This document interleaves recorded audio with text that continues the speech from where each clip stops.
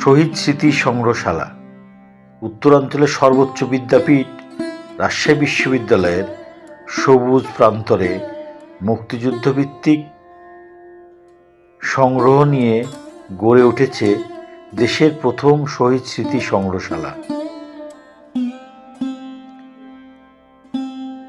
মুক্তিযুদ্ধ বিষয়ক জাদুঘর হিসেবে পরিচিত এই সংগ্রহশালায় মুক্তিযুদ্ধের ইতিহাস ও নানা স্মৃতি সংরক্ষিত আছে।